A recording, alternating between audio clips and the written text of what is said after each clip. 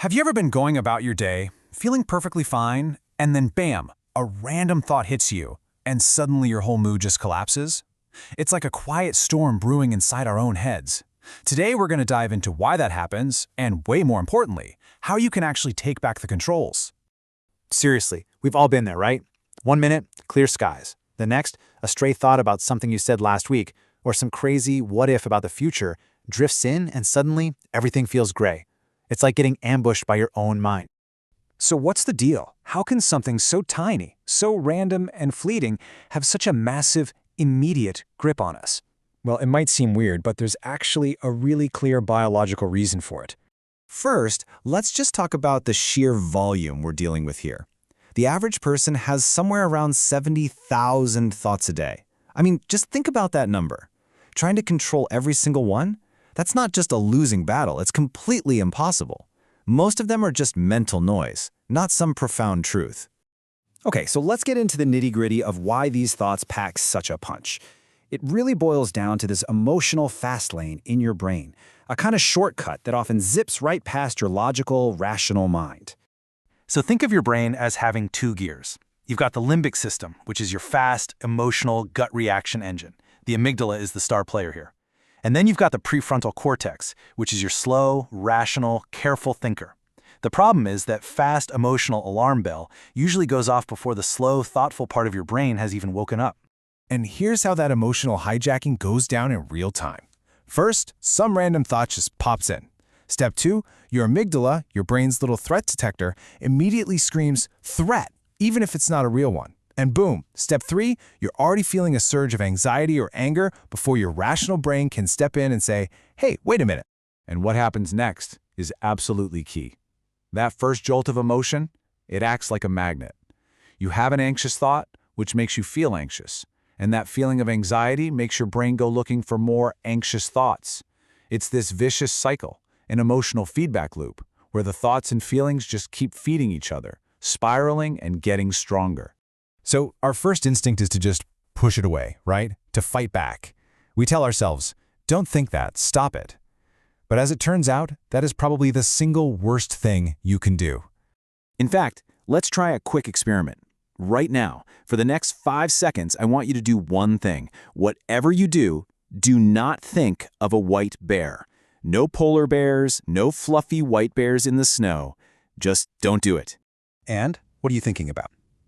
Yep, a white bear. The very act of trying to suppress a thought makes it come back stronger.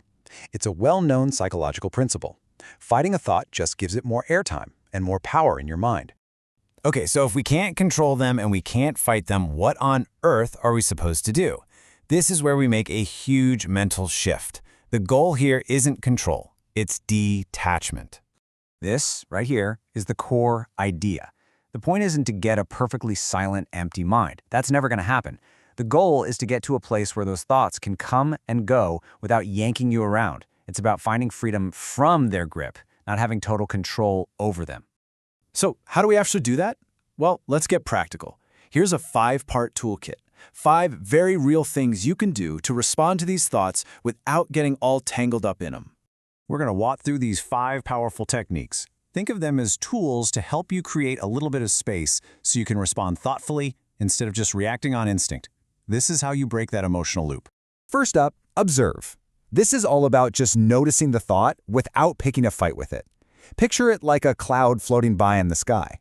You can even gently label it, "Oh, there's a worry thought," or "That's a planning thought," and then you just let it drift on by. No debate necessary. Number 2, ground. When a thought starts to rev up your emotions, pull your attention out of your head and drop it right into your body. Literally feel your feet on the floor. Take a nice slow breath, maybe in for 4 counts and out for 6. Notice the feeling of your hands. It anchors you in the here and now, which pulls the spotlight away from the drama in your head. The third tool is to question. But, and this is key, you do it gently.